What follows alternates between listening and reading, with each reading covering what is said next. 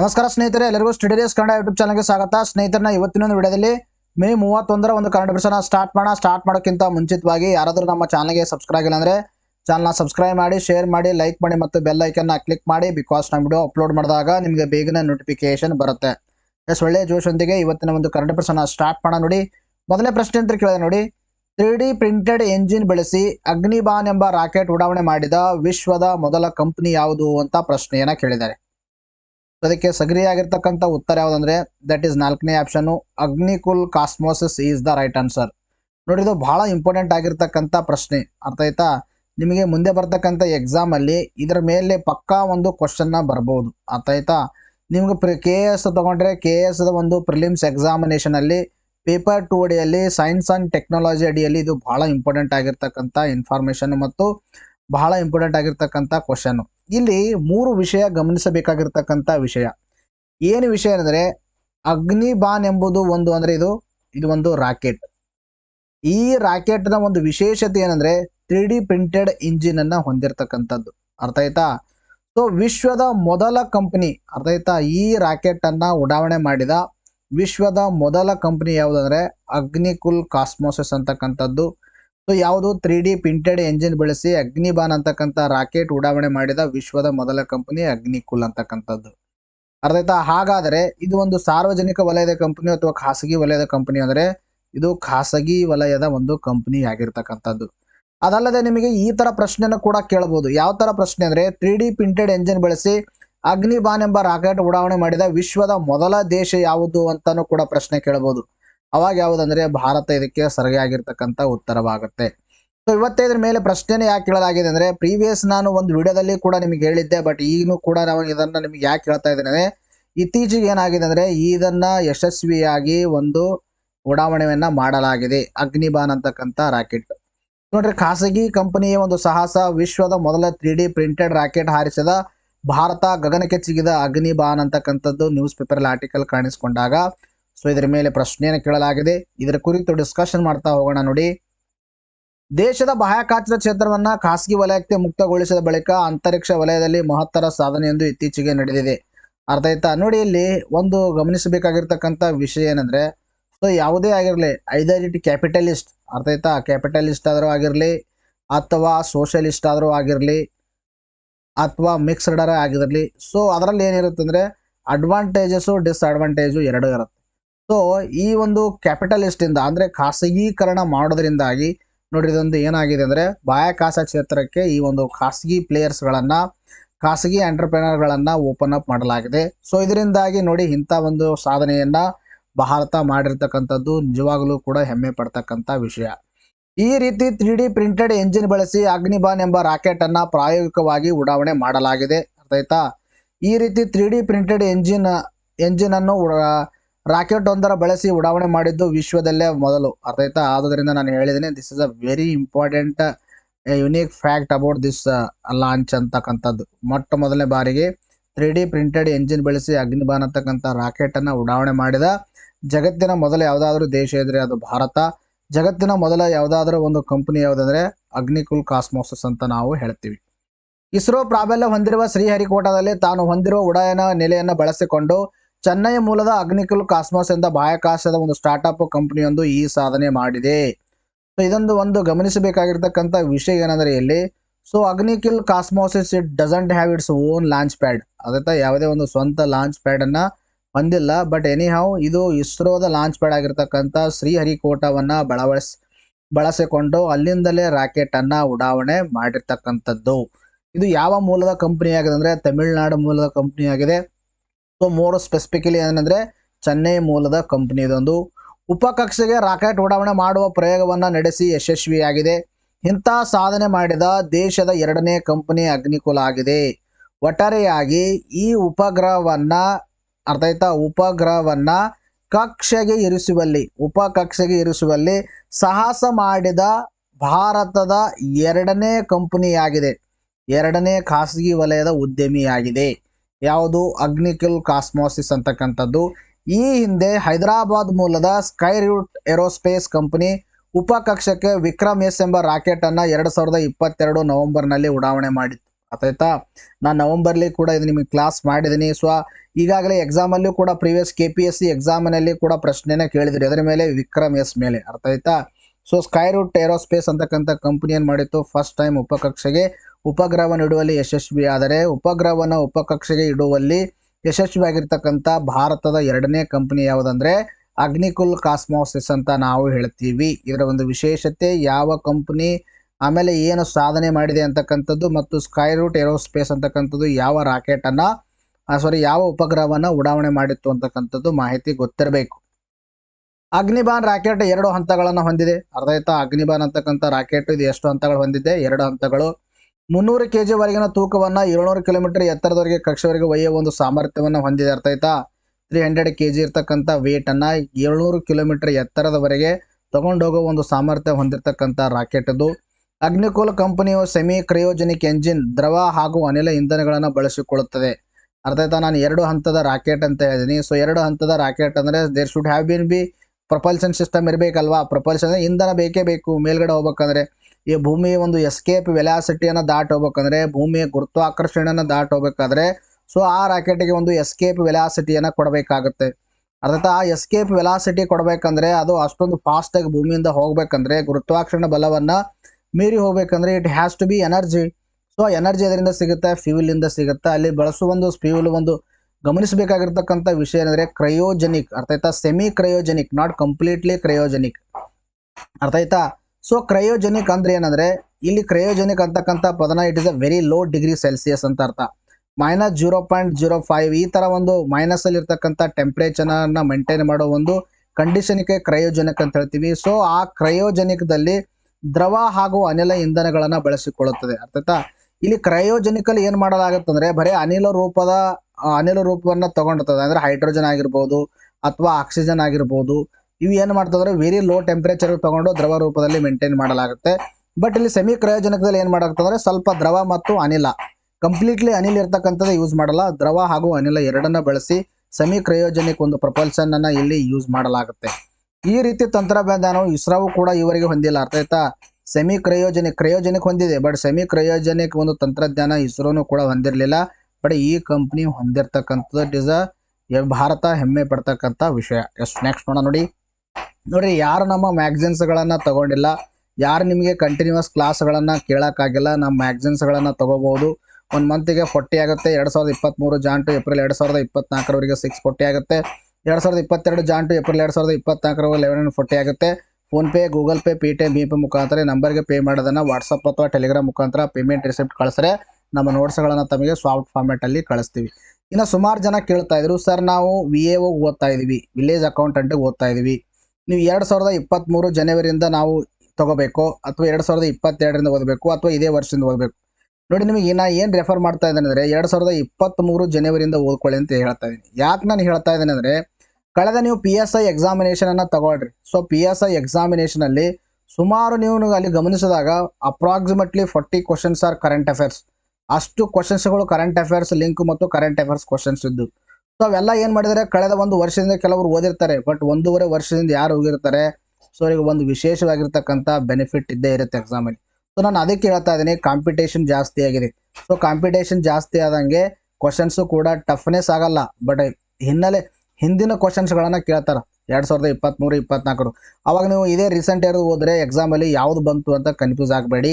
ಅದಕ್ಕೆ ನಿಮಗೆ ಏನು ಹೇಳ್ತಾ ಇದ್ದಾರೆ, 2023ರಿಂದ ಓದ್ಕೊಳ್ಳಿ. ಯಾರು ನೀವು PDO ಓದ್ತಾ ಇದ್ರಿ, ಯಾರು VAO ಓದ್ತಾ ಇದ್ರಿ, ಯಾರು PSI ಓದ್ತಾ ಇದ್ರಿ, you have to read from 2023 Jan to till continuous ಆಗಿ ಓದ್ತಾ ಹೋಗಿ. ಇನ್ನು ಯಾರು KS ಓದ್ತಾ ಇದ್ರೆ of course 2 year current affairs must and should have to read. 2 ವರ್ಷದ ಕರೆಂಟ್ ಅಫೇರ್ಸ್ ಓದಲೇಬೇಕು. ಜೊತೆಗೆ economic survey and budget compulsory. ನೀವು ಪ್ರಿಲಿಮ್ಸ್ ಪಾಸೇ ಆಗಲ್ಲ ಕರೆಂಟ್ ಅಫೇರ್ಸ್ ಓದಿಲ್ಲ ಅಂದರೆ, ಅರ್ಥ ಆಯ್ತಾ. ಅಷ್ಟು ಕ್ವಶನ್ಸ್ಗಳು KS ಅಲ್ಲಿ ಬರುತ್ತೆ. ನೀವು KS ಓದೋರು ಇದು ಸಬ್ಸ್ಕ್ರಿಪ್ಷನನ್ನು ತೊಗೋಬೋದು. ಈ ನಂಬರ್ಗೆ ಫೋನ್ಪೇ ಆಗಿರ್ಬೋದು, ಗೂಗಲ್ ಪೇ, ಪೇಟಿಎಂ, ಭೀಮ್ ಪೇ ಮುಖಾಂತರ ಪೇ ಮಾಡೋದನ್ನು ವಾಟ್ಸಪ್ ಅಥವಾ ಟೆಲಿಗ್ರಾಮ್ ಮುಖಾಂತರ ಸ್ಕ್ರೀನ್ಶಾಟ್ ಕಳಿಸ್ರೆ ನಮ್ಮ ನೋಟ್ಸ್ಗಳನ್ನು ತಮಗೆ PDF ಫಾರ್ಮ್ಯಾಟಲ್ಲಿ ನಾವು ಪ್ರೊವೈಡ್ ಮಾಡ್ತೀವಿ. ನೋಡಿ, ಸುಮಾರು ಜನ ಕೇಳ್ತಾ ಇದ್ರು, ಸರ್ ನೀವು ಪೇ ಮಾಡಿದ್ರೆ ಕಳಿಸ್ತೀರಿ ಅಂತ. ನೋಡಿರಿ, ಕಂಟಿನ್ಯೂಸ್ ನಿಮಗೋಸ್ಕರವಾಗಿ ಡೆಡಿಕೇಟೆಡಾಗಿ ಮಾಡ್ತಾ ಇದ್ದೀವಿ. 1,47,000 ಅಪ್ರಾಕ್ಸಿಮೇಟ್ಲಿ ಒಂದು ಸಬ್ಸ್ಕ್ರಿಪ್ಷನ್ ಹೊಂದಿರತಕ್ಕಂಥ ಚಾನಲ್ಲು. ನಿಮ್ಗೆ ಆ ಥರ ಏನೂ ಒಂದು ಮಿಸ್ ಆಗಲ್ಲ. ನೀವು ಪೇ ಮಾಡಿದ್ರೆ ಕಂಪಲ್ಸರಿ ನಿಮಗೆ ಕಳಿಸ್ತೀವಿ, ಹಿಂಜರಿತ ಬೇಡ, ಅರ್ಥ ಆಯ್ತಾ. ನೆಕ್ಸ್ಟ್ ನೋಡಿ, ನೆಕ್ಸ್ಟ್ ಕ್ವಶ್ಚನ್ ಕೇಳಿದ್ರೆ ಅಂದರೆ ವಿಶ್ವ ತಂಬಾಕು ರಹಿತ ದಿನವನ್ನ ಯಾವಾಗ ಆಚರಿಸಲಾಗುತ್ತದೆ ಅಂತ ಪ್ರಶ್ನೆ ಕೇಳಿದ್ದಾರೆ. ಅದಕ್ಕೆ ಸರಿಯಾಗಿರ್ತಕ್ಕಂಥ ಉತ್ತರ ಮೇ 31 ಇದಕ್ಕೆ ಸರಿಯಾಗಿರ್ತಕ್ಕಂಥ ಉತ್ತರವಾಗಿದೆ. ನೋಡ್ರಿ, ಇದನ್ನು ಕೂಡ ಬಹಳ ಇಂಪಾರ್ಟೆಂಟ್ ಆಗಿರ್ತಕ್ಕಂಥ ಪ್ರಶ್ನೆ. ಯಾಕೆ ನಾನು ಹೇಳಿದ್ರೆ, ನಿಮಗೊಂದು ಸೆಕೆಂಡ್ PU ಲೆವೆಲಲ್ಲಿ ಎಕ್ಸಾಮಿನೇಷನ್ ಏನು ನಡೆಸ್ತಿರ್ತಾರ, ಸೊ ಅಂಥವುಗಳಲ್ಲಿ ಸುಮಾರು ಬಾರಿ ಕೇಳಿದ್ದಾರೆ. KPS ಅಲ್ಲಿ ಒಂದು ಕಡೆ ಏನು ಕೊಟ್ಟಿದ್ದಾರೆ, ಡೇಗಳನ್ನು ಕೊಟ್ಟಿದ್ದಾರೆ, ಒಂದು ಕಡೆ ಅವುಗಳ ಆಚರಣೆ ಡೇಗಳನ್ನು ಕೊಟ್ಟಿದ್ದಾರೆ. ಮೇ 21, 22, 20 ಹಿಂಗೆ ಸಮಥಿಂಗ್. ಈ ಕಡೆ ಏನು ಮಾಡಿದ್ದಾರೆ, ವಿಶ್ವ ತಂಬಾಕು ದಿನ, TB ದಿನ, ಏಡ್ಸ್ ದಿನ ಈ ಥರ ಕೊಟ್ಟಿದ್ದಾರೆ. ಸೊ ಅವಾಗ ಹೊಂದಿಸಿ ಬರೋಕ್ಕೆ ಯಾವುದು ಸರಿಯಾಗಿದೆ ಯಾವುದು ತಪ್ಪಾಗಿದೆ ಅಂತ KPS ಅವ್ರಿಗೆ ಕೇಳ್ತಾರೆ. ನಿಮಗೆ KE ಎಕ್ಸಾಮಲ್ಲಿ ಡೈರೆಕ್ಟಾಗಿ ಕೇಳ್ಬೋದು, ಗೊತ್ತಿರಬೇಕು. ವಿಶ್ವ ತಂಬಾಕು ರಹಿತ ದಿನ ಅಥವಾ world no tobacco day, tobacco ಡೇನ ನಾವು ಪ್ರತಿ ವರ್ಷ ಯಾವಾಗ ಆಚರಣೆ ಮಾಡ್ತೀವಿ ಅಂದರೆ ನಾವು ಮೇ 31ರಂದು ಆಚರಣೆಯನ್ನು ಮಾಡ್ತೀವಿ. ಪ್ರತಿ ವರ್ಷ ಮೇ 31ನ್ನು ವಿಶ್ವ ತಂಬಾಕು ರಹಿತ ದಿನವಾಗಿ ಆಚರಣೆಯನ್ನು ಮಾಡ್ತೀವಿ.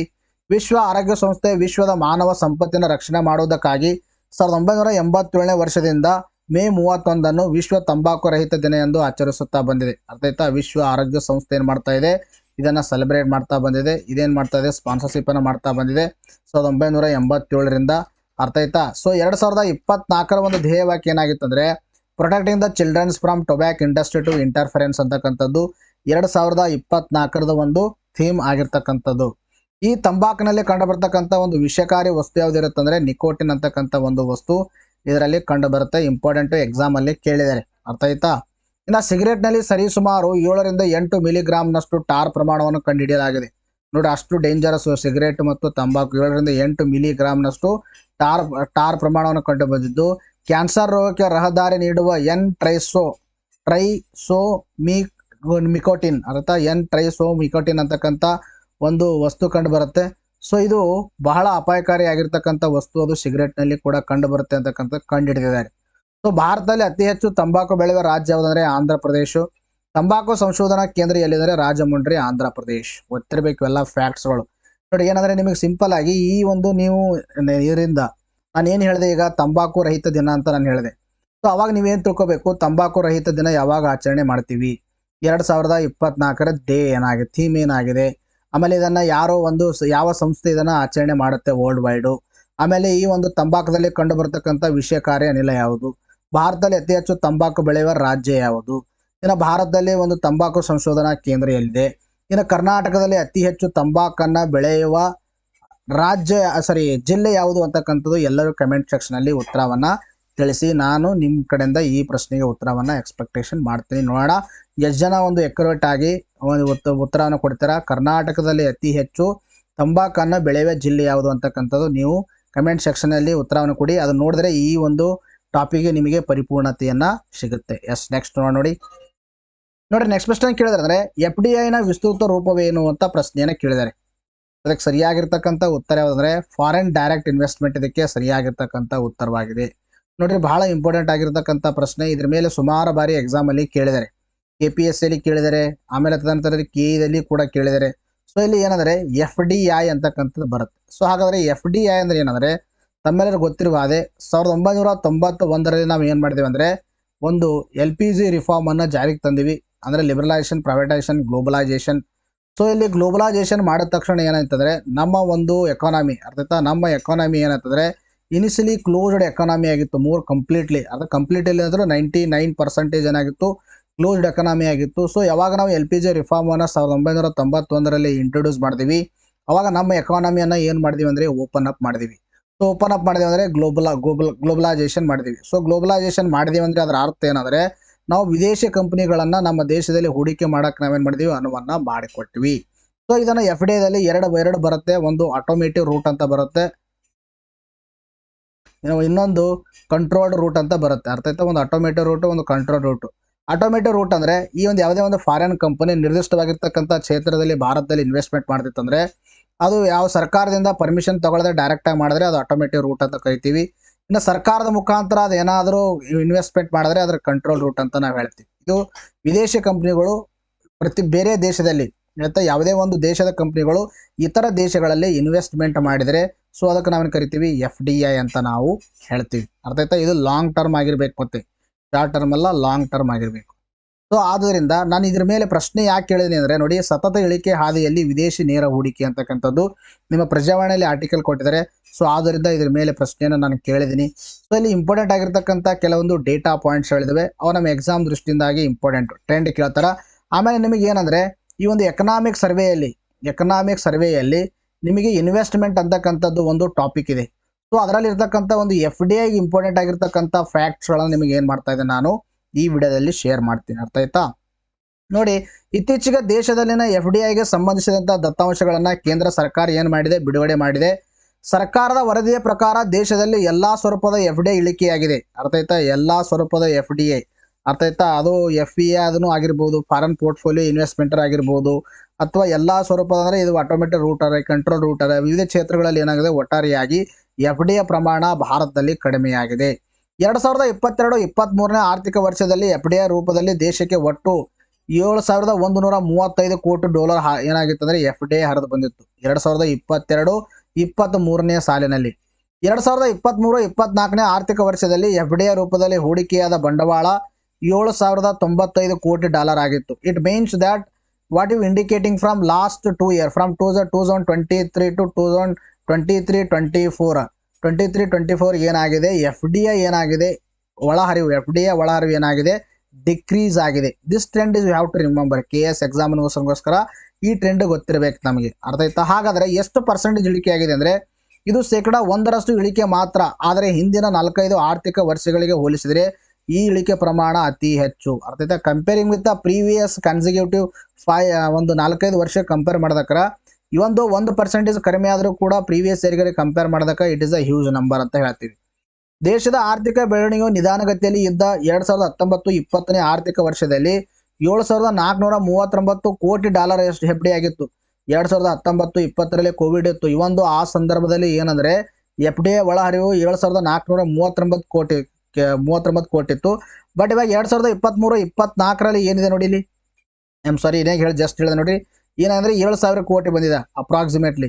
ಸೊ ಅದಕ್ಕೆ ಏನಾಗಿದೆ ಅಂದರೆ ಒಟ್ಟಾರೆಯಾಗಿ 1% ಕಡಿಮೆ ಆದರೂ ಕೂಡ ಇದು ಹ್ಯೂಜ್ ಆಗಿ ಅನ್ಸ್ಕೊಂಡಿದೆ. ಅಂದರೆ ಲಾಸ್ಟ್ 4-5 ವರ್ಷಕ್ಕೆ ಕಂಪೇರ್ ಮಾಡಿದಕ್ರ ಇದೇನಾಗುತ್ತೆ, ಅತಿ ದೊಡ್ಡದು ಅನಿಸುತ್ತೆ. ಆದರೆ 2023-24ರಲ್ಲಿ FDI ಮೊತ್ತ 2019-20ಕ್ಕಿಂತಲೂ ಕಡಿಮೆಯಾಗಿದೆ. ಬಂಡವಾಳ ಹೂಡಿಕೆಗೆ ಪೂರಕವಾದ ವಾತಾವರಣ ಇಲ್ಲದಿರುವುದು ಇದಕ್ಕೆ ಪ್ರಮುಖವಾಗಿರ್ತಕ್ಕಂಥ ಕಾರಣ. ಬಂಡವಾಳ ಹೂಡಿಕೆಗೆ ಪ್ರಮುಖವಾಗಿರ್ತಕ್ಕಂಥ ಇಲ್ಲಿ ವಾತಾವರಣ ಇಲ್ಲ. ಅರ್ಥ ಆಯ್ತಾ? ಅದರಿಂದ ಏನಾಗಿದೆ ಅಂದರೆ ಇದು ಕಡಿಮೆ ಆಗಿದೆ. ಅದಲ್ಲದೆ ಇನ್ನೊಂದೇನೆಂದರೆ ದಕ್ಷಿಣ ಭಾರತದ ರಾಜ್ಯಗಳಲ್ಲಿ 3 ಸ್ಪೆಸಿಫಿಕಲಿ ಆನ್ ಮಹಾರಾಷ್ಟ್ರ, ಕರ್ನಾಟಕದಲ್ಲಿ ಕೂಡ ಟ್ರೆಂಡ್ ಏನಾಗ್ತಾ ಇದೆ, ಕಡಿಮೆ ಆಗ್ತಾ ಇದೆ. ಸೊ ಯಾಕೆ ಕಡಿಮೆ ಆಗ್ತಾ ಇದೆ ಅಂದರೆ ಇನ್ನೊಂದೇನೆಂದರೆ ಗುಜರಾತ್ ಕಡೆ ಅತಿ ಹೆಚ್ಚಾಗಿ ಏನಾಗ್ತಾ ಇದೆ, ಇದು ಜಾಸ್ತಿ ಒಲವು ತೋರಿಸ್ತಾ ಇದೆ ಕಂಪ್ನಿಗಳು ಒಂದು. ಇನ್ನೊಂದೇನೆಂದರೆ ಭಾರತದ ಮೆಡಿಸಿನ್ಸ್ಗಳಾಗಿರ್ಬೋದು, ಭಾರತದ ಔಷಧಿಗಳಾಗಿರ್ಬೋದು, ಫಾರ್ ಎಕ್ಸಾಂಪಲ್ ಕೋವಿಶೀಲ್ಡು, ಇವೆಲ್ಲ ಕೋವ್ಯಾಕ್ಸಿನು, ಇವೆಲ್ಲ ಏನಾಗ್ತದೆ ಅಂದರೆ ವಿದೇಶಗಳಲ್ಲಿ ಈ ಒಂದು ಅಡ್ವರ್ಸ್ ಇಂಪ್ಯಾಕ್ಟ್ ಇದ್ದರಿಂದಾಗಿ ಬ್ಯಾನ್ ಮಾಡ್ತಾ ಇದೆ. ಸೊ ಅದಕ್ಕೆ ಏನಾಗ್ತಾ ಇದೆ ಅಂದರೆ ಭಾರತದ ಈ ಒಂದು FDI ಪ್ರಮಾಣ ಕಡಿಮೆ ಆಗ್ತದೆ ಅಂತಕ್ಕಂಥದ್ದು ಒಂದು ಪ್ರಮುಖ ರೀಸನ್. ಭಾರತದಲ್ಲಿ ಹೂಡಿಕೆಯಾಗ FDIನಲ್ಲಿ ಸಿಂಹಪಾಲು ಇಕ್ವಿಟಿ ರೂಪದಲ್ಲಿದ್ದು, ಅಥವಾ ಇಕ್ವಿಟಿ ರೂಪದಲ್ಲಿರುತ್ತೆ. ಹಿಂದಿನ 3 ವರ್ಷಗಳಲ್ಲಿ FDI ಇಕ್ವಿಟಿ ಹೂಡಿಕೆ ಕಳವಳಕಾರಿ ಮಟ್ಟದಲ್ಲಿ ಇಳಿಕೆಯಾಗಿದೆ. ಹಿಂದಿನ 3 ವರ್ಷಗಳೇನಿದೆ ಇದನ್ನು ಕೂಡ ಡಿಕ್ರೀಸ್ ಆಗಿದೆ. 2022-23ನೇ ಆರ್ಥಿಕ ವರ್ಷಕ್ಕೆ ಹೋಲಿಸಿದರೆ 2023-24ರ ಆದ ಹೂಡಿಕೆಯಲ್ಲಿನ ಇಳಿಕೆ 3%. 22-23-24 ಕಂಪೇರ್ ಮಾಡಿದಾಗ 3% ಡಿಕ್ರೀಸ್ ಆಗಿದೆ. ಆದರೆ ಹಿಂದಿನ 4 ಆರ್ಥಿಕ ವರ್ಷಗಳಾದ ಇಳಿಕೆಯು 25ಕ್ಕಿಂತಲೂ ಹೆಚ್ಚು. ನೋಡ್ರಿ, ಹಿಂದಿನ 4-5 ವರ್ಷ ಕಂಪೇರ್ ಮಾಡಿದಾಗ 25% ಏನಾಗಿದೆ, ಡಿಕ್ರೀಸ್ ಆಗಿದೆ. ವೆನ್ ಯು ಕಂಪೇರಿಂಗ್ ವಿತ್ 2022-23ಯಲ್ಲಿ ಕಂಪೇರ್ ಮಾಡಿದಾಗ 1 ಇಯರ್ಸಕ್ಕೆ ಇದರಲ್ಲಿ 3% ಏನಾಗಿದೆ, ಡಿಕ್ರೀಸ್ ಆಗಿರ್ತಕ್ಕಂಥದ್ದು. ಈ ಟ್ರೆಂಡ್ ಗೊತ್ತಿರಬೇಕು ತಮಗೆ. ಮೊದಲ ಸ್ಥಾನದಿಂದ 3ನೇ ಸ್ಥಾನಕ್ಕೆ ಕುಸಿದ ಕರ್ನಾಟಕನೂ ಕೂಡ ಏನಾಗಿದೆ ಅಂದರೆ ಮೊದಲನೇ ಸ್ಥಾನದಲ್ಲಿತ್ತು 2021-22ನೇ ಸ್ಥಾನದಲ್ಲಿ. ಈಗ ಏನಾಗಿದೆ ಅಂದರೆ 3ನೇ ಸ್ಥಾನಕ್ಕೆ ಕರ್ನಾಟಕ ಕುಸಿದಿದೆ. ಇದರಲ್ಲಿ FDI ಒಂದು ಅಟ್ರಾಕ್ಷನ್ ಮಾಡೋದರಲ್ಲಿ. ವಿದೇಶಿ ನೇರ ಬಂಡವಾಳ ಹೂಡಿಕೆಗೆ ಕರ್ನಾಟಕದ ನೆಚ್ಚಿನ ರಾಜ್ಯವಾಗಿತ್ತು 2021-22ನೇ ಸಾಲಿನಲ್ಲಿ. ಇತರ ರಾಜ್ಯಗಳಿಗೆ ಹೋಲಿಸಿದರೆ ಕರ್ನಾಟಕದಲ್ಲಿ ಅತಿ ಹೆಚ್ಚು FDI ಆಗಿತ್ತು. FDI ಅತಿ ಹೆಚ್ಚು ಕರ್ನಾಟಕದಲ್ಲಿ ಬರ್ತಾ ಇತ್ತು. ಆದರೆ ನಂತರದ ವರ್ಷಗಳಲ್ಲಿ ರಾಜ್ಯಕ್ಕೆ ಹರಿದು ಬಂದ FDI ಮೊತ್ತ ಇಳಿಕೆಯಾಗುತ್ತಲೇ ಇದೆ. ಕಂಟಿನ್ಯೂಸ್ ಏನಾಗಿದೆ, ಇಳಿಕೆ ಆಗ್ತಾ ಇದೆ ಅಂತಕ್ಕಂಥದ್ದು. 2023-24ನೇ ಆರ್ಥಿಕ ವರ್ಷದಲ್ಲಿ ಅತಿ ಹೆಚ್ಚು FDI ಹೂಡಿಕೆಯಾಗಿದ್ದು ಮಹಾರಾಷ್ಟ್ರದಲ್ಲಿ. ನಿಮಗೆ 2023-24 ನಾನು ಇದನ್ನು ಡೇಟಾನ ತಮಗೆ ಇದರಲ್ಲಿ ಹೇಳ್ತಾ ಇದ್ದೀನಿ, ಎಕನಾಮಿಕ್ ಸರ್ವೆಲಿ. ಇದು 2023-24ರಲ್ಲಿ ಮಹಾರಾಷ್ಟ್ರ ಪ್ರಥಮ ಇದ್ದರೆ, 2ನೇ ಸ್ಥಾನದಲ್ಲಿ ಗುಜರಾತು, 3ನೇ ಸ್ಥಾನದಲ್ಲಿ ಕರ್ನಾಟಕ ಇದೆ. 2023 24 ಗೊತ್ತಿರಬೇಕು. ಇಂಪಾರ್ಟೆಂಟ್ ಎಕ್ಸಾಮಲ್ಲಿ ಕೇಳ್ತಾರೆ. ಏನು ಕೇಳ್ತಾರೆ ಡೈರೆಕ್ಟಾಗಿ 2023 24ನೇ ಸಾಲಿನಲ್ಲಿ ಅತಿ ಹೆಚ್ಚು FDI ಆಕರ್ಷಣೆ ಮಾಡಿದ ರಾಜ್ಯ ಯಾವುದು ಅಂತ ಕೇಳ್ತಾರೆ. ಗೊತ್ತಿರಬೇಕು ಯಾವುದು, ಮಹಾರಾಷ್ಟ್ರ. ಅಥವಾ ನಿಮ್ಗೆ ಹಿಂಗೆ ಪ್ರಶ್ನೆ ಕೇಳ್ಬೋದು, 2023 24ನೇ ಸಾಲಿನಲ್ಲಿ FDI ಒಂದು ಆಕರ್ಷಣೆ ಮಾಡುವಲ್ಲಿ ಕರ್ನಾಟಕ ಎಷ್ಟನೇ ಸ್ಥಾನದಲ್ಲಿದೆ, 3ನೇ ಸ್ಥಾನದಲ್ಲಿದೆ. ಅಥವಾ FDI ಅಟ್ರಾಕ್ಷನ್ ಮಾಡೋ ಒಂದು ರಾಜ್ಯಗಳನ್ನು ಆರೋಹಣ ಅವರೋಹಣ ಕ್ರಮದಲ್ಲಿ ಬರೀರಿ ಅಂತ ಕೇಳ್ತಾರೆ. ಅವಾಗಲೂ ಕೂಡ ಗೊತ್ತಿರಬೇಕು. ಏಪ್ರಿಲ್ 2023ರಿಂದ ಸೆಪ್ಟೆಂಬರ್ 2023 ಅವಧಿಯಲ್ಲಿ ರಾಜ್ಯವು $2,844 USD ದಶಲಕ್ಷ FDI ಇಕ್ವಿಟಿ ಒಳಹರಿವು ಆಕರ್ಷಿತ್ತು. ಇದು ರಾಷ್ಟ್ರೀಯ ಪಾಲಿನ 14% ಆಗಿದೆ. ಬಹಳ ಇಂಪಾರ್ಟೆಂಟ್ ಆಗಿರ್ತಕ್ಕಂಥದ್ದು. ಅರ್ಥ 2023-24ನೇ ಸಾಲಿನಲ್ಲಿ ಕರ್ನಾಟಕವು ಈ ಒಂದು FDI ಭಾರತದಲ್ಲಿ ಎಷ್ಟು ಬರುತ್ತೆ 100% ಅನ್ಕೊಂಡ್ರೆ, ಸೊ ಅದರಲ್ಲಿ 14% ಕಾಂಟ್ರಿಬ್ಯೂಷನ್ ಯಾವ್ದು ಮಾಡುತ್ತೆ, ಕರ್ನಾಟಕ ಮಾಡುತ್ತೆ. 2023-24 ಹಣಕಾಸು ವರ್ಷದಲ್ಲಿ ಏಪ್ರಿಲ್ 2023ರಿಂದ ಸೆಪ್ಟೆಂಬರ್ 2023ವರೆಗೆ ರಾಜ್ಯವಾರು FDI ಇಕ್ವಿಟಿ ಒಳಹರಿವು, ನಾನಿದನ್ನು ಎಕನಾಮಿಕ್ ಸರ್ವೆಯಿಂದನೇ ತಗೊಂಡ್ಕೊಂಡಿದ್ದೀನಿ. ಅರ್ಥಾಯ್ತಾ? ಸೊ ಒಳಹರಿವು ನೋಡ್ರಿ, ಮಹಾರಾಷ್ಟ್ರ 1ನೇ ಸ್ಥಾನದಲ್ಲಿದೆ, ಕರ್ನಾಟಕ 2ನೇ ಸ್ಥಾನ, 3ನೇ ಸ್ಥಾನದಲ್ಲಿ ಗುಜರಾತ್, 4ನೇ ಸ್ಥಾನದಲ್ಲಿ ದೆಹಲಿ. ಇದು ನಿಮಗೆ ಗೊತ್ತಿರಲೇಬೇಕು, ಇಂಪಾರ್ಟೆಂಟ್ ಆಗಿರ್ತಕ್ಕಂಥದ್ದು. ಮತ್ತು ಈ ಫ್ಯಾಕ್ಟು ಕೂಡ ಗೊತ್ತಿರಬೇಕು, 14% contribution by the Karnataka to the FDI which is ಅಂದರೆ ಟೋಟಲ್ ನೇಷನ್ ವೈಡ್ ನಾವು ಕಂಪೇರ್ ಮಾಡಿದಾಗ. ಕರ್ನಾಟಕದಲ್ಲಿ ಉದ್ಯಮಿಗಳನ್ನು ವ್ಯವಹಾರಗಳನ್ನು ಹುಟ್ಟುಹಾಕಲು ಚಿಂತನೆ ನಡೆಸುತ್ತಿರುವ ಎಲ್ಲ ಹೂಡಿಕೆದಾರರು ಕರ್ನಾಟಕ ಉದ್ಯೋಗ ಮಿತ್ರವು ಏಕೈಕ ಒಂದು ಸಂಪರ್ಕ ಬಿಂದುವಾಗಿದೆ. ನೋಡಿ, ಇದನ್ನು ಕೂಡ ಇಂಪಾರ್ಟೆಂಟ್ ಆಗಿರ್ತಕ್ಕಂಥ ಫ್ಯಾಕ್ಟ್. ಕರ್ನಾಟಕದಲ್ಲಿ ಉದ್ಯಮಿಗಳಾಗಿರ್ಬೋದು, ವ್ಯವಹಾರಗಳನ್ನು ಹುಡುಕುತ್ತಿರುವ ಚಿಂತನೆ ನಡೆಸುತ್ತಿರುವವರಾಗಿರ್ಬೋದು, ಅವರಿಗೆ ಒಂದು ಪ್ಲಾಟ್ಫಾರ್ಮ್ ಯಾವುದಂದ್ರೆ ಕರ್ನಾಟಕ ಉದ್ಯೋಗ ಮಿತ್ರ ಅಂತಕ್ಕಂಥದ್ದು ಏಕೈಕ ಒಂದು ಸಂಪರ್ಕ ಬಿಂದು. ಯಾರಾದರೂ ಒಂದು ಉದ್ಯಮಿಗಳು, ಬಿಸ್ನೆಸ್ಗಳು, ವ್ಯವಹಾರಗಳನ್ನು ತೆಗಿಬೇಕಂದ್ರೆ ಇಲ್ಲಿ ಒಂದು ಗಮನಿಸಬೇಕಾಗಿರ್ತಕ್ಕಂಥ 2 ಪಾಯಿಂಟ್ ಏನಂದ್ರೆ, ನೋಡಿದ್ರೆ 15 ಕೋಟಿಗಳಷ್ಟೇ ಮೇಲ್ಪಟ್ಟು, ಅರ್ಥಾಯ್ತಾ, ಇನ್ನು 500 ಕೋಟಿಗಳವರೆಗೆ ಯೋಜನೆಗಳಿಗೆ ರಾಜ್ಯ ಮಟ್ಟದ ಏಕಪಕ್ಷೀಯ ಒಪ್ಪಿಗೆ ಸಮಿತಿ, ಅರ್ಥಾಯ್ತಾ, ಹಾಗೂ ಈ ಒಂದು 500 ಕೋಟಿಗಳಷ್ಟು ಮೀರಿದ ಯೋಜನೆಗಳಿಗೆ ರಾಜ್ಯ ಉನ್ನತ ಮಟ್ಟದ ಒಪ್ಪಿಗೆ ಸಮಿತಿಗಳಿಗೆ ಸಚಿವಾಲಯದಂತೆ ಈ ಸ್ಕೀಮ್ ಕಾರ್ಯನಿರ್ವಹಿಸುತ್ತದೆ. ಅಂದ್ರೆ ಇಲ್ಲಿ ಗೊತ್ತಿರಬೇಕು ನಿಮಗೆ, ನಾನು ಈಗಾಗಲೇ ನಿಮಗೆ ಹೇಳಿದೆ, ಯಾರಾದರೂ ಉದ್ಯಮಿಗಳು ಅಥವಾ ವ್ಯವಹಾರಗಳು ಕರ್ನಾಟಕದಲ್ಲಿ ಮಾಡಬೇಕಂದ್ರೆ ಅಥವಾ ಕರ್ನಾಟಕದಲ್ಲಿ ಹೂಡಿಕೆ ಮಾಡಬೇಕಂದ್ರೆ ಕರ್ನಾಟಕ ಉದ್ಯೋಗ ಮಿತ್ರ ಅಂತಕ್ಕಂಥದ್ದು ಒಂದು ಸಂಪರ್ಕ ಬಿಂದುವಾಗಿದ್ದು, ಇಲ್ಲಿ ಏನಂದ್ರೆ FDI ಪ್ರಮಾಣ ಏನಾದರೂ 15ರಿಂದ 500ವರೆಗೆ ಇತ್ತಂದ್ರೆ ಅದಕ್ಕೆ ಒಂದು ಅನುಮತಿ ನೀಡುವ ಕಮಿಟಿ ಇದೆ. ಆ ಕಮಿಟಿ ಯಾವುದಂದ್ರೆ ರಾಜ್ಯ ಮಟ್ಟದ ಏಕ ಗವಾಕ್ಷಿ ಒಪ್ಪಿಗೆ ಸಮಿತಿ ಅಂತಕ್ಕಂಥದ್ದು ಇಂಪಾರ್ಟೆಂಟು. ಅರ್ಥ ಆಯ್ತಾ? ಏನಾದರೂ FDI ಪ್ರಮಾಣ, ಇನ್ವೆಸ್ಟ್ಮೆಂಟ್ ಪ್ರಮಾಣ ಅದು 500 ಕೋಟಿಗಿಂತ ಹೆಚ್ಚಿಗಿತ್ತಂದ್ರೆ ಇನ್ವೆಸ್ಟ್ಮೆಂಟ್ ಪ್ರಮಾಣ, ಸೊ ಅದಕ್ಕೆ ಒಪ್ಪಿಗೆ ನೀಡೋಕ್ಕೆ ಯಾವುದಿದೆ ಅಂದರೆ ಈ ಒಂದು ರಾಜ್ಯ ಉನ್ನತ ಮಟ್ಟದ ಒಪ್ಪಿಗೆ ಸಮಿತಿ ಅಂತಕ್ಕಂತಿದೆ. ಅದು ಏನು ಮಾಡುತ್ತೆ, ಒಪ್ಪಿಗೆ ನೀಡುತ್ತೆ. ಇವೆರಡೂ ಫ್ಯಾಕ್ಟ್ಸ್ಗಳು ತಮ್ಮ ತಲೆಯಲ್ಲಿ ಇರಬೇಕು. ಅರ್ಥ ಆಯ್ತಾ? ನೋಡಿ, ನೆಕ್ಸ್ಟ್ ಕ್ವಶನ್ ಕೇಳಿದ್ರೆ, ಭಾರತವು ಯಾವ ದೇಶದಿಂದ ರಫೇಲ್ ಖರೀದಿಸಲು ನಿರ್ಧರಿಸಿದೆ ಅಂತ ಪ್ರಶ್ನೆಯನ್ನು ಕೇಳಿದ್ದಾರೆ. ಅದಕ್ಕೆ ಸರಿಯಾಗಿರ್ತಕ್ಕಂಥ ಉತ್ತರ ಅಂದರೆ France is the right answer. So Rafale ಅಂತಕ್ಕಂಥದ್ದು ಈಗಾಗಲೇ ನಾವು ಫ್ರಾನ್ಸ್ ಇಂದ ತೆಗೆದುಕೊಂಡಿದ್ದೀವಿ. ಈ ರಫೇಲ್ನ ಒಂದು ವೇರಿಯಂಟ್ ಯಾವುದಂದ್ರೆ ರಫೇಲ್ ಅಂತಕ್ಕಂಥದ್ದು. ಸೊ ಅಲ್ಲಿ ಏನು ಇಂಡಿಕೇಟ್ ಮಾಡುತ್ತೆ, ಮರೈನ್ ಅಂತಕ್ಕಂಥದ್ದು ಇಂಡಿಕೇಟ್ ಮಾಡುತ್ತೆ. ಸೊ ಆ ಒಂದು ರಫೇಲ್ ವಿಮಾನಗಳನ್ನು ಭಾರತವು ಕೂಡ ಏನು ಮಾಡಿದೆ ಅಂದರೆ ಖರೀದಿಸಲು ಫ್ರಾನ್ಸ್ನಿಂದ ಏನು ಮಾಡ್ತಾ ಇದೆ, ಮಾತುಕತೆಯನ್ನು ನಡೆಸ್ತಾ ಇದೆ. ಸೊ ಆದ್ದರಿಂದಾಗಿ ಇದ್ರ ಬಗ್ಗೆ ನಾವು ಸ್ವಲ್ಪ ಇನ್ಫಾರ್ಮೇಷನ್ ತಿಳ್ಕೊಳ್ಳೋಣ. ಫ್ರಾನ್ಸ್ನಿಂದ 26 ರಫೇಲ್ ಯುದ್ಧ ವಿಮಾನಗಳನ್ನು ಖರೀದಿಸಲು ಭಾರತ ಮಾತುಕತೆ ಆರಂಭಿಸಿದೆ. ಈ ಒಂದು 5,000 ಕೋಟಿ ರೂಪಾಯಿಗಳ ಒಪ್ಪಂದ ಬಗ್ಗೆ ಭಾರತ ಸರ್ಕಾರ ಹೊಸ ದೆಹಲಿಯಲ್ಲಿ ಉನ್ನತ ಮಟ್ಟದ ಒಂದು ಫ್ರೆಂಚ್ ನಿಯೋಗದೊಂದಿಗೆ ಮಾತುಕತೆಯನ್ನು ನಡೆಸ್ತಾ ಇದೆ. ರಫೇಲ್ ಅಥವಾ ರಫೇಲ್ ಮರೈನ್ ಅಂತ ಕರಿತೀವಿ ನಾವು, ಎರಡೂ ಒಂದೇ. Rafale is nothing but Rafale marine is nothing but Rafale ಅಂತಕ್ಕಂಥದ್ದು. ಇದು ಅಮೆರಿಕದ ಒಂದು ಸೂಪರ್ ಹಾರ್ನೆಟ್ ವಿಮಾನಗಳೊಂದಿಗೆ ಸ್ಪರ್ಧೆಯಲ್ಲಿ ಗೆದ್ದಿದೆ. ಅರ್ಥಾಯ್ತಾ? ಅಮೆರಿಕದ ಒಂದು ಸೂಪರ್ ಹಾರ್ನೆಟ್ ಅಂತಕ್ಕಂಥ ವಿಮಾನ, ಆ ವಿಮಾನಕ್ಕೂ ಕೂಡ ಒಂದು ಮೀರಿಸತಕ್ಕಂಥದ್ದು ಇದು. ಅರ್ಥ ಆಯ್ತಾ? ಗೊತ್ತಿರಬೇಕು. ರಫೇಲ್ ವಿಮಾನಗಳನ್ನು ನಾವು ಯಾವ ದೇಶದಿಂದ ಖರೀದಿಸಿ ಮಾಡಲು ನಿರ್ಧಾರ ಮಾಡಿದ್ದೀವಿ ಅಂದರೆ that is from the France. ನೋಡಿ, ನೆಕ್ಸ್ಟ್ ಪ್ರಶ್ನೆ ಅಂತ ಕೇಳಿದ್ರೆ ಅಂದರೆ 2024-25ನೇ ಸಾಲಿನಲ್ಲಿ ಆರ್ಥಿಕ ವರ್ಷದಲ್ಲಿ ದೇಶದ GDP ಎಷ್ಟು ಪ್ರಗತಿ ಕಾಣಲಿದೆ ಎಂದು RBI ತಿಳಿಸಿದೆ ಅಂತ ಪ್ರಶ್ನೆಯನ್ನು ಕೇಳಿದ್ದಾರೆ. ಅದಕ್ಕೆ ಸರಿಯಾಗಿರ್ತಕ್ಕಂಥ ಉತ್ತರ ಯಾವುದಂದ್ರೆ that is 7% is the right answer. ನೋಡಿ, ಇದ್ರ ಮೇಲೆ ಪ್ರಶ್ನೆ ಯಾಕೆ ಕೇಳಲಾಗಿದೆ ಅಂದರೆ ನ್ಯೂಸ್ ಪೇಪರ್ ಆರ್ಟಿಕಲ್ ಕಾಣಿಸ್ಕೊಂಡಿದೆ ನೋಡಿ. ಏನಂತ, ಜಮಾ ಖರ್ಚು ಗಾತ್ರ ಪಾಕ್ GDPಗಿಂತ 2.5 ಪಟ್ಟು ಹೆಚ್ಚು, RBI ವರಮಾನ ಏರಿಕೆ ಅಂತ ನ್ಯೂಸ್ ಪೇಪರ್ ಆರ್ಟಿಕಲ್ ಕಾಣಿಸ್ಕೊಂಡಾಗ ಇದ್ರ ಮೇಲೆ ಪ್ರಶ್ನೆಯನ್ನು ಕೇಳಲಾಗಿದೆ. ಸೊ ಆದ್ದರಿಂದ ನಿಮಗೆ ಇಲ್ಲಿ ಏನಂದ್ರೆ ಜಸ್ಟ್ ಡೇಟಾ ಪಾಯಿಂಟ್ಗಳು ನೆನಪಲ್ಲಿ ಇಟ್ಕೋಬೇಕು. RBI ವರಮಾನ ಎಷ್ಟು ಏರಿಕೆ ಆಗಿದೆ, ಆಮೇಲೆ RBI ಎಷ್ಟು ಪ್ರೆಡಿಕ್ಟ್ ಮಾಡಿದೆ ಅಂತಕ್ಕಂಥದ್ದು ಮುಂದೆ ಬರ್ತಕ್ಕಂಥ ಎಕ್ಸಾಮಲ್ಲಿ ಕೇಳ್ಬೋದು. ಸೊ ಅದಕ್ಕೆ ನಾವು ಏನು ಮಾಡೋಣ, ನ್ಯೂಸಲ್ಲಿ ಇರ್ತಕ್ಕಂಥ ವಿಷಯನ ಡಿಸ್ಕಷನ್ ಮಾಡೋಣ. 2023-24ನೇ ಆರ್ಥಿಕ ವರ್ಷದಲ್ಲಿ ಭಾರತೀಯ ರಿಸರ್ವ್ ಬ್ಯಾಂಕ್ನ ವರಮಾನದಲ್ಲಿ ಶೇಕಡ 17.04 ಏರಿಕೆಯಾದರೆ ವೆಚ್ಚದ ಪ್ರಮಾಣವು ಶೇಕಡ 56.3 ತಗ್ಗಿದೆ. ಗೊತ್ತಿರಬೇಕು ನಿಮಗೆ, ಎಕ್ಸಾಮಲ್ಲಿ ಕೇಳ್ತಾರೆ ಎಷ್ಟು ಪರ್ಸೆಂಟೇಜ್ ಡಿಕ್ರೀಸ್ ಆಗಿದೆ, ಎಷ್ಟು ಪರ್ಸೆಂಟೇಜ್ ಇನ್ಕ್ರೀಸ್ ಆಗಿದೆ ಅಂದರೆ RBIದ ಒಂದು ಇನ್ಕಮ್ ಏನಾಗಿದೆ 17.04% ಇನ್ಕ್ರೀಸ್ ಆಗಿದೆ. ಸೊ ಅಫ್ಕೋರ್ಸ್ ಇನ್ಕಮ್ ಇನ್ಕ್ರೀಸ್ ಆಗಿದೆ ಅಂದರೆ ಎಕ್ಸ್ಪೆಂಡಿಚರ್ ಕಡಿಮೆ ಆಗಲೇಬೇಕು. ಸೊ ಎಕ್ಸ್ಪೆಂಡಿಚರ್ ಎಟ್ಟಂದರೆ ಶೇಕಡ 56.3 ಏನಾಗಿದೆ, ಕಡಿಮೆಯಾಗಿದೆ. ಒಟ್ಟು ಜಮಾ ಮತ್ತು ಖರ್ಚು ಪಟ್ಟಿಯ ಬ್ಯಾಲೆನ್ಸ್ ಶೀಟ್ ಅನ್ನು ನೋಡ್ತಾ ಬಂದಾಗ ಗಾತ್ರ ಏನಾಗಿದೆ, ಹೆಚ್ಚಳ ಆಗಿದೆ.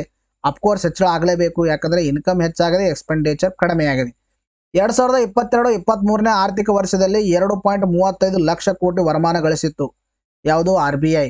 ಸೊ 2023-24ರಲ್ಲಿ 2.75 ಲಕ್ಷ ಕೋಟಿ ಗಳಿಸಿದೆ ಎಂದು ಬಿಡುಗಡೆ ಮಾಡಿ ವಾರ್ಷಿಕ ವರದಿಯಲ್ಲಿ ಹೇಳಿದೆ. ಸೊ ಈ ನ್ಯೂಸನ್ನು ನಿಮಗೆ ಆಲ್ರೆಡಿ ನಾನು ಪ್ರೀವಿಯಸ್ ಕ್ಲಾಸಲ್ಲಿ ಹೇಳಿದ್ದೀನಿ. ಯಾವ ಥರ ಅಂದರೆ RBI ಲಾಭಾಂಶವನ್ನು ಸರ್ಕಾರಕ್ಕೆ ಏನು ಮಾಡಿದೆ, ಕಳಿಸಿದೆ. ಲಾಭಾಂಶವನ್ನು ಸರ್ಕಾರಕ್ಕೆ ವರ್ಗಾವಣೆ ಮಾಡಿದೆ. ಸೊ ಲಾಭಾಂಶ ವರ್ಗಾವಣೆ ಮಾಡಿದ್ದು 2022-23ರಲ್ಲಿ ಎಷ್ಟು ವರ್ಗಾವಣೆ ಮಾಡಿತ್ತು, 2023-24ರಲ್ಲಿ ಹೆಚ್ಚಾಗಿದೆ ಅಂತ ನಾನು ನಿಮ್ಗೆ ಪ್ರೀವಿಯಸ್ ಕ್ಲಾಸಲ್ಲಿ ಡಿಸ್ಕಷನ್ ಮಾಡಿದೆ. ಸೊ ಲಾಭಾಂಶ ಯಾಕೆ ಹೆಚ್ಚಿಗೆ ಇನ್ಕ್ರೀಸ್ ಆಗಿದೆ ಅಂದರೆ RBI ಇನ್ಕಮ್ ಹೆಚ್ಚಾಗಿದೆ.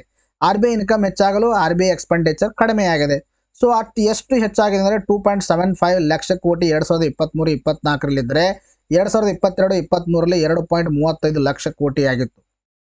ಬಡ್ಡಿ ದರ ವರಮಾನವು 1.88 ಲಕ್ಷ ಕೋಟಿ ಆಗಿದೆ.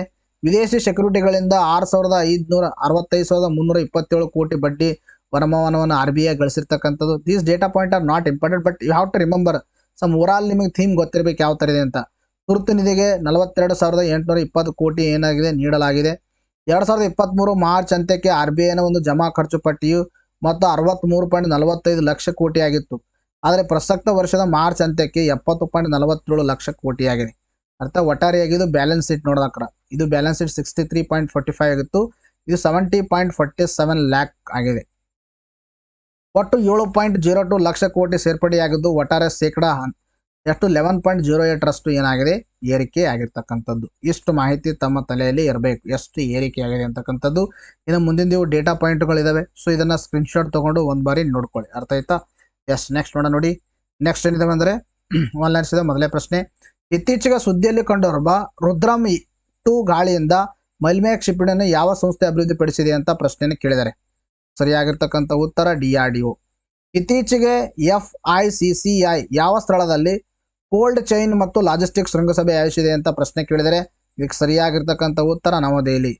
ರಾಷ್ಟ್ರೀಯ ಬಾಲಭವನದಲ್ಲಿ ಇತ್ತೀಚೆಗೆ ಯಾವ ಸಚಿವಾಲಯವು ಸಮರ ಫಿಯೆಸ್ಟಾ 2024 ಉದ್ಘಾಟಿಸಿದೆ ಅಂತ ಪ್ರಶ್ನೆ ಕೇಳಿದರೆ ಇದಕ್ಕೆ ಸರಿಯಾಗಿರ್ತಕ್ಕಂಥ ಉತ್ತರ ಶಿಕ್ಷಣ ಸಚಿವಾಲಯ.